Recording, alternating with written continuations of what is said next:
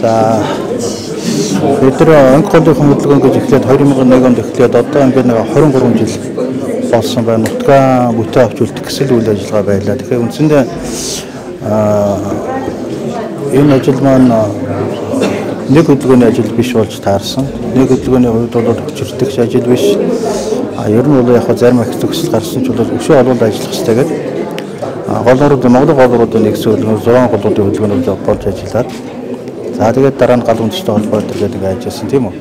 Бидний одоо тодорхойлж хэлсэн гол усаа хамгаалах, нутгаа одоо сайхан амгалан тайван бүтэн байх энэ өсөлтийн эрмэлзлийн дор явуулж ирсэн үйл ажиллагааны гол юм нь хоёр хууль байна. Нэг нь бол 2006 онд бид нар боловсруулад Монгол голруудын нэгсэн хөдөлгөөний боловсруулсан хууль л та. Тэгээд зарим газар нутагт ашиглалтмал хайх ашиглалтыг хориглох тухай гэдэг хуулийн төсөл боловсруулад ажиллаад яг 3 жил ажиллаад 2009 оны 7 сарын 16-нд батлуулсан. Нэр нь болохоор нэг автоматтай гэдэг хочтой болсон гол мөрний урсгал зөвлөлдөх усан самбарын газрын хамгаалтын бүс ойн самбарын газарт ашиглалт малтмал хайх ашиглагыг хориглох тухай. За тэгээ энэ хууль яхаа үндсэндээ Монгол орны байгалийн тэнцвэрийг хадгалахад онцгой нөлөөтэй бус нутаг буюу нийт газар нутгийн 34-д тогтоосон тогтоогдсон тухай үед ер нь 40 гаруй хувь байдаг зөв тогтоох юм бол энэ газар нутаг уулуур хаан тэр хэтачаалаас тийм аюултай төрөнгөө ажиллагаанаас чөлөөлөгдөж 1782 тусгай зөвшөөрлөс суслагдаж үрд үнэн нь Монгол орны нийт голууд нийт нуур зурмууд ойтой газар нутаг нэг амжилт авсан юм аа. Уг нь бол гэтэл уг нь гэдэг нь яасан гэхээр энэ хуулийг үе үеийн засгийн газрууд хэрэгжүүлэхээс цааргалж ирсэн. Ер нь боломжгүй гэдэг тайлбарыг тавьж ирсэн. Утга нь бол эдийн засаг гэсэн зүйлийг ярьдаг. Олон улсын хөрөнгө оруулалтын тухай юм ярьдаг. Ийм л хоёр шалтгааныг хэлдэг байсан. Тэгэхээр бид бол энд хариултын удаагаас бэлдээд үндслүүдийг гаргаад өгсөн боловч үеийн засгийн газар бол хэрэгжүүлэхгүй байсан учраас бид нар дахиад нэг хууль боловсруулах шаардлагатай болсон. Тэр нь бол байгаль орчны тухай хууль, гэмэлт өөрчлөлт оруулах тухай хуулийн төслийг боловсруулаад 2010 оны 7 сарын 8-нд батлагдсан. Тэр бол ямар зохицуулт хийсэн бэ гэхтээ зэрэгэд байгаль орчинд учруулсан болон учруулж болзошгүй хохирлыг иргэн байгаль орчны төрийн өмс байгуулах шүүхэд нэхэмжил гаргах эрх зүйг нээж өгсөн боломжийг тэгээд хариуцагч гэдэг хэсэг дээр бол тодтогоод энэ байгаль орчинд учруулсан болон учруулж болзошгүй хохирлын хариуцагч нь бүх шатны төрийн байгууллага албан тушаалтны үйлдэл эсвэлтгүү гэж оруулаад энэгээр ер нь бол хариуцлага алдаж байгаа төрийн бүх шатны байгууллага албан тушаалтны хуулийг хэрэгжүүлэхгүй байсан үйлдэлээс нь эсвэл хэрэгжүүлэх ёстой хуулийг хэрэгжүүлэхгүй байгаль орчныг хамгаалах тухай үүргээ хийхгүй байснаас болоод эсвэлтгүй байснаас болоод гэдэг ингэж орж ирсэн бас мэдээж хуулийн этгээд гэдэг үг байгаа.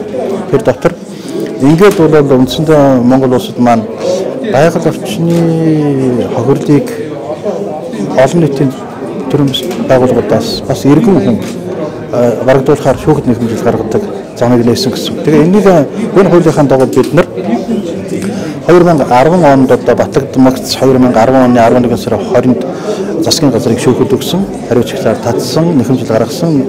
Тэгээд жил гарan яваад дээд шүүхэд бидний нэхэмжлийг хангаад засгийн газар хууль хэрэгжүүлээгүй байна гэдгийг тогтоогоод хууль хэрэгжүүлэхэд даалгасан дээд шүүхэн тогтоол гарсан байдаг.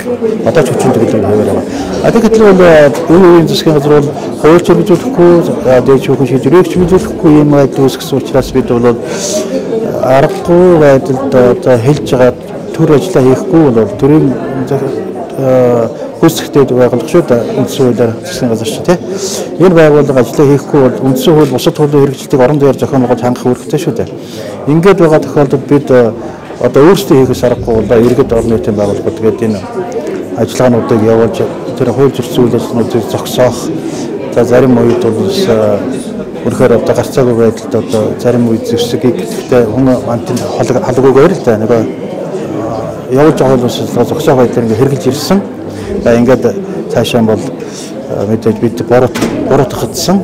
За ингээд хамгийн сүүлийн мөчлөг бол 2013 оны 9 сарын 16-нд тэр үеийн засгийн газар ээлжиж чуулганд нөгөө хуулийг өөрчлөлт хүчингүй болохоор нөгөө холбооны хуулийг ингээд завдсан.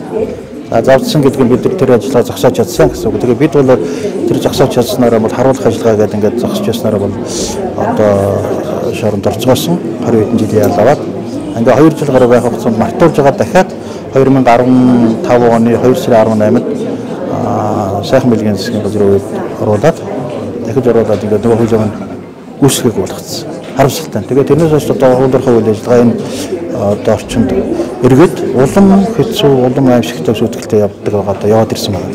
Тэгэхээр зэрэг бид одоо энийг залруулахын тулд одоо чадлынхаа яриаар одоо дахиад хуулийг өргөн барих хүмүүсийг хайж ажиллаа. Тэгээд одоо гол юм нь өнөөдөр хэлэх байх ёстой. Энэ бол Монгол Улсын ерөнхийлөгчөөс хуулийг буцаж өргөн барихаар одоо ажил хэсэг байгууллагад ажиллаж байна, хамтраад ажиллаж байна. Үндсэндээ энэгээр бол хуулийн үйлчлэгээ бол өргөн болно. Зөвхөн уулуурхай үйл ажиллагаа биш. Голтой, өстой, ойтой газар, дээр нь цэвдэг шүсгийн газар нутг гэдэг чинь Монгол орны нийт газар нутгийн 40 гаруй хөв буюу Монгол орны байгалийн тэнцвэрийг хадгалах ганцхан нутгийн энэ бүс нутаг дээр бүх төрлийн үйл ажиллагааг яавал зохистой, юуг нь хоригдох юм, юуг нь явуулах юм, явуулахдаа ямар байх юм гэдэг ийм тусгай хамгаалалттай газар нутагтай эрэм зохицуултаараа дүүцсэн ийм хууль болж гарахаар концепц үзэл өөрчлөлтөөр бид ажиллаж байна. Нэрийг бол дэлхийн цэвэр усны хагалбар газар нутгийн хамгаалтын тухай Монгол Улсын хууль гэдгээр явахаар бид нар ярилцж байна. Дээр нь одоо энэ хуулийг боловсруулах үйл явц донд олон алдаа завхар багц орчны чиглэлээр явагдаж байгаа тийм ээ. Үйл явцыг зохицуулах боломж одоо нэмэлт өөрчлөлтөөр тохируулгаар ингээд болно гэж бас харж явж байгаа юм. Одоо байгаль дэлхийг ялангуяа цэвэр ус агуулгаараа хамгаалах талд иргэдтэй таваас юу гэж хандаж өөрөж хэлмээр байна. Одоо байгалийн хайрлах юм гэдэг шүү дээ. Ийм байгаа нь бид нар ямар нэгэн талд буруу өгөөд тэгээ хараад суудаг энэ байдал бол бидний их том алдаа юм аа. Ерөнхийдөө байгаль орчныг хамгаалах иргэний журам төрөмөн гэдэг үндсэн хуулинд байдаг. Тэр одоо зохицуултаас ахгуулаад хууль эрх зүйн хүрээнд ч гэсэн ерөн зүгээр энэ Монгол оронд энэ сайхан оронд тийм ээ. Эзэн бол төрсөн, өнөө цагийн эзэд бол төрсөн Монгол хүнийхээ хувьд ерөөсөө иргэний хувьд бол маш одоо хариуцлагатай ерөн зүгээр хэдэн төрөнгөөс байгуулга идэвхтэй асуудыг харлагаа муулаад юм уу сайшаагаа суугаад байлгүй бүгд идэвхтэй оролцож байд асуудлыг шийдэх боломж бүрэн байдаг. Ер нь бол онцгойн хөдөлгөөн Монголын гол орчны нэгдсэн хөдөлгөөн бол ямар нэгэн үйл ажиллагаа хийхдээ тухайлбал саяын хуулийг батлуулахдаа иргэдийнхээ өргөн оролцоотойгоор амжуулсан гэсэн үг. Өөрөөр хэлбэл 3600 гаруй захидал тэр үеийн одоо мессеж их хурлын 76 гишүүнд ирж байлаа. Иргэдийн дээр нь 300 гаруй одоо захидал их хурлын тамга газар, өнгөл гишүүн тамга газар, засгийн газар хэрэглэхэд ирж байсан. Тэр чинь хууль бид нар уншуулад тэгээд иргэд хийж байгаа. Ингэснээр тэр үеийн засгийн газар төвийн их хурл болоод энэ аргагүй олон өгсөлт юм байна гэж хүлээж авч батлагсаа гэсэн юм учиртай. Тэгэхээр иргэд бол өвлөлтөн нэгдээд хамтраад юм хийхэд бидэрт болохгүй юм байдаг юм аа. Харин тэрэндээ хүсэл зоригоороо бие биенээ хүндэтгэлтэй хандаад нэг эрх шиг нэг Монгол тийм ээ. Нэг одоо Монгол гэсэн нэр дор энэ тайван хамгаалал амжилтын маань баталгаа байгаа. Энэ бол бидний гарт байгаа гэдэг. Өөрсдөө хэн нэгэн буруу өгөхөөр ингээд ажиллах хэрэгтэй шүү л гэж онцлог байна да. За баярлалаа.